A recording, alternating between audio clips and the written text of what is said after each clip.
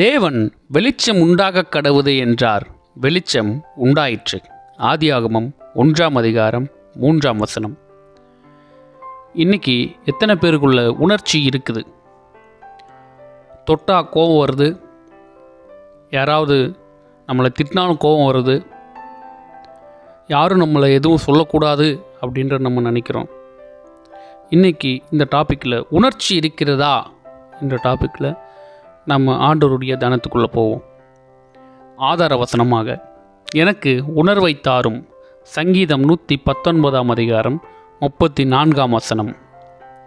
உலகம் முழுவதிலும் 2010ஆம் ஆண்டு புதிதாக தொழுநோய் தாக்கத்திற்கு உள்ளானவர்கள் சுமார் 2,28,470 பேர் என்று கண்டறியப்பட்டது.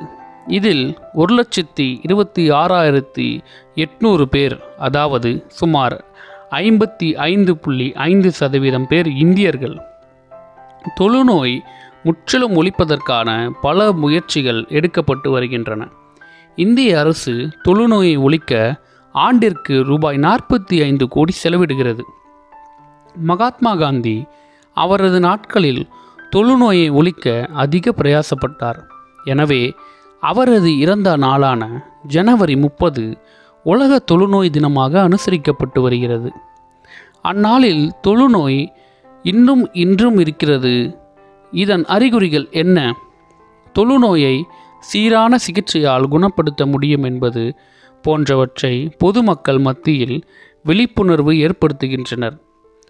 1929 முதல் 1948 வரை ஆசிரியையாக பணியாற்றிய மதர் தெரசா 1950ஆம் ஆண்டு மத்தியில் தொழுநோயாளிகளுக்கான வேலை செய்ய ஆரம்பித்தார்.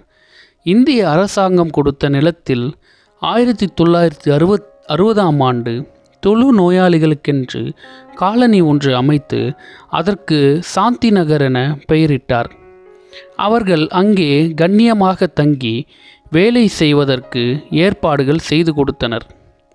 தூத்துக்குடி மாவட்டம் பேய்க்குளம் என்ற இடத்திலும் காலம் சென்ற டாக்டர் வேத போதகம் அவர்களால் 1954ஆம் ஆண்டு ஆரம்பிக்கப்பட்ட தொழுநோயாளிகளின் மருந்தகம் இன்று தொழுநோயாளிகளின் இல்லமாகவும் மருத்துவமனையாகவும் இயங்கி வருகின்றது. இங்கே 90 தொழுநோயாளிகளுக்கு உணவு, தங்குமிடம், மருத்துவ வசதி செய்யப்பட்டுள்ளது. தொழுநோயானது முதலில் மனிதர்களின் உடலில் உணர்ச்சியற்று போக செய்கிறது. பின்னர் கை கால்களை செயலிழக்க வைத்து மனதளவில் பாதிப்பை ஏற்படுத்தி கடைசியில் நம்பிக்கையற்று போக பண்ணுகிறது. அதுபோல பாவத்தின் அகோரத்தை குஷ்டரோகிக்கு ஒப்பிட்டு பேசலாம். தொடர்ந்து பாவம் பிடியில் சிக்கி கொண்டிருப்பவர்கள் ஒரு காலகட்டத்தில் உணர்ச்சியற்று போகின்றனர். இப்படிப்பட்டவர்களுக்கு பாவம் பாவமாகவே தெரிவதில்லை. பின்னர் உணர்வில்லாத ஒரு சூழ்நிலையில் கிறிஸ்துவை விட்டு பிரிந்து நம்பிக்கையற்று திரிகின்றனர். கிறிஸ்து ஒருவரே பாவ குஷ்டரோகத்தை குறித்ததான உணர்வையும் அதிலிருந்து மீட்பையும் தர முடியும். எனக்கு உணர்வை தாரும் என்ற சங்கீதக்காரனின் ஜெபம் நம்முடைய ஜெபமாக இருக்கட்டும். ஆமேன்.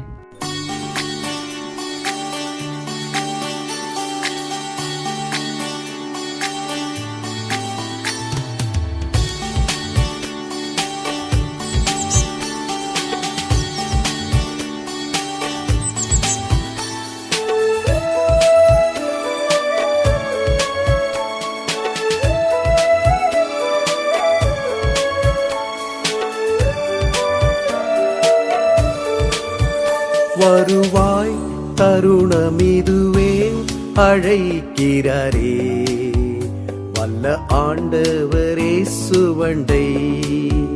வருவாய் தருணமிதுவே அழைக்கிறாரே, வல்ல ஆண்டவரே சுவண்டை.